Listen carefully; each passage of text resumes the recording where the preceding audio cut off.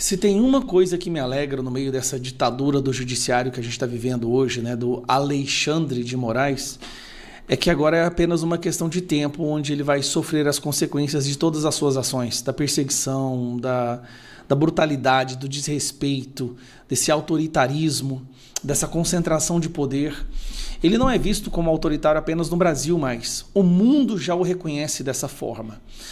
Saiu uma matéria hoje no The Economist, que para mim foi a mais chocante de todas, que detona mesmo Alexandre de Moraes. The Economist é uma das revistas de maior circulação do Reino Unido, tá bom? Mas antes de chegar até ela, eu quero te mostrar um caminho da percepção mundial do Alexandre de Moraes agora.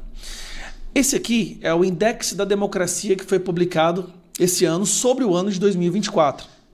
E nesse Index da Democracia, que também é uma composição da revista The Economist, aqui se faz uma análise de vários países e critérios muito bem definidos para saber se esses países estão se tornando mais democráticos ou menos democráticos.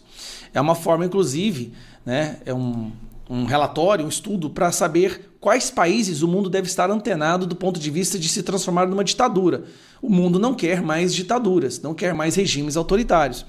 Então esse indexador feito pela The Economist e vários outros cientistas e analistas políticos, ele analisa vários critérios, né, bem objetivos, para falar, para dizer se um país ou não está correndo risco de se transformar numa ditadura. Tá?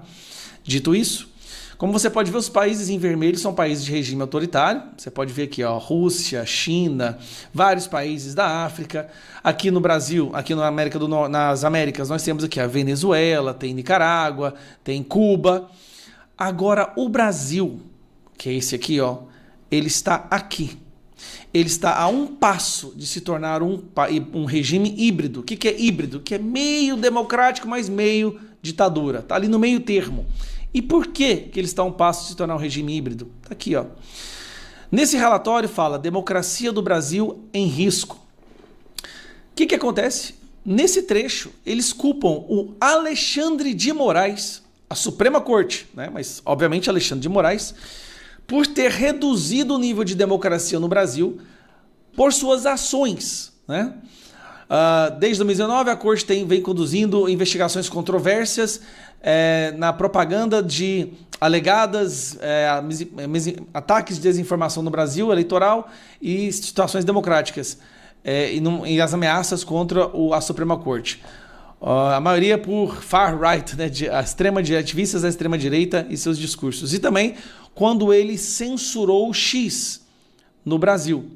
Então aqui se tem apenas duas ações do Alexandre de Moraes. Essas duas ações do Alexandre de Moraes foram o suficiente, que eu vou trazer aqui para você agora, foram o suficiente para colocar o Brasil aqui, ó, aqui. Com a pontuação de 6,49, caindo 6 posições. Caindo 6 posições no ranking de democracia mundial. Bom, dito isso, saiu uma matéria falando justamente sobre isso aqui no Brasil. Que o Brasil cai 6 posições em índice de democracia, diz The Economist. Calma lá. The New Yorker publicou uma matéria recente. Ele é defensor da democracia. Ele quem? Alexandre de Moraes.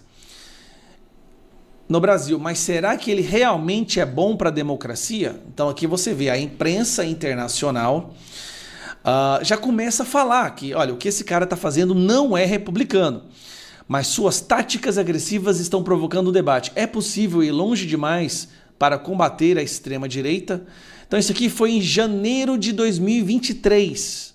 Agora eu vou pegar uma mais recente. Moraes é um juiz com poder excessivo e Supremo deve exercer moderação, diz The Economist. E aqui está a matéria no The Economist. Se eu colocar para traduzir, para você entender. Cadê a tradução aqui? Português. Beleza. O Supremo Tribunal Federal do Brasil está em julgamento. Como um juiz superstar ilumina uma concentração excessiva de poder. A democracia brasileira sofreu um duro golpe nas últimas décadas e grande parte da culpa recai sobre seus políticos corruptos, que o Supremo Tribunal Federal liberou para voltar ao poder. Todos os presidentes desde 2003 foram acusados de violar a lei. Dilma Rousseff sofreu impeachment por fraudar as contas públicas, Luiz Inácio Lula da Silva, conhecido como Lula, foi preso por corrupção e agora é presidente novamente. Olha que curioso. Por que ele é presidente novamente? Porque essas pessoas do Supremo Tribunal liberaram, descondenaram ele. Mas esse é um caso que você já sabe. Jair Bolsonaro, um agitador de extrema-direita, supostamente planejou um golpe para permanecer no poder, isso indo para os Estados Unidos, após perder a eleição em 2022. Eleição que justamente causou toda essa celeuma no Brasil, porque a gente viu um favoritismo, né, por parte do TSE. E em breve será levado a julgamento. Mas a democracia brasileira tem outro problema. Juízes com muito poder. E nenhuma figura personifica isso mais do que Alexandre de Moraes, que ocupa o Supremo Tribunal Federal. Seu histórico mostra que o poder judiciário precisa ser reduzido. E a matéria continua, mas como eu nasci nessa porcaria, então tem mais aqui falando sobre isso no BBC. E aqui fala, né, um pouquinho sobre...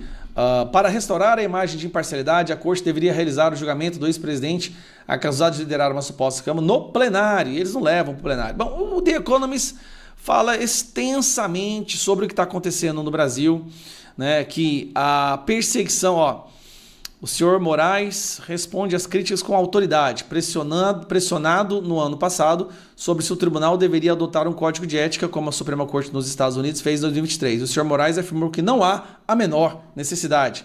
A revista então defende que após a conclusão do julgamento de Bolsonaro, o Congresso retome a tarefa de policiar a liberdade de expressão online do senhor Moraes.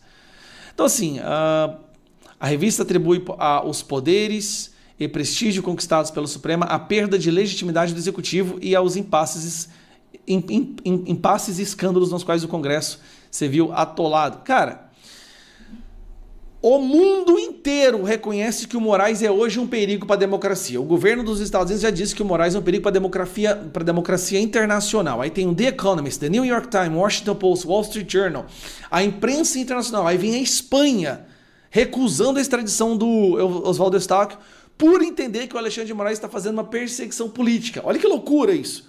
Um juiz da Suprema Corte. Normalmente essas decisões de impedir extradições é juízes de primeira instância, que tem ali uma vendetta, uma perseguição pessoal. No caso que nós estamos falando agora, é um juiz da Suprema Corte brasileira que teve um pedido de extradição negado pela Suprema Corte espanhola por eles entenderem que é perseguição política. Aí nós temos a extradição do Alan dos Santos, que foi negado também por perseguição política. O pedido para colocar o nome dos dois na Interpol, negado também. Nós temos na Argentina vários exilados, né, que pediram asilo na Argentina por conta da perseguição política. E até parte da imprensa brasileira já está percebendo que, olha, esse cara foi longe demais. Tanto é que o STF nunca esteve tão descredibilizado diante da opinião pública quanto agora. E aí vem a pergunta, isso tudo para fazer uma pergunta. Cadê o Senado para tomar uma atitude? Não, ao invés disso eles falam, não podemos fazer nada para não gerar uma crise institucional. Sabe o que é crise institucional? É fazer qualquer coisa que magoe a Suprema Corte. Se qualquer ação for tomada que eles não queiram, é uma crise institucional. Crise no Brasil agora é fazer algo que o STF não quer. Isso porque nós vivemos numa democracia plena e pungente.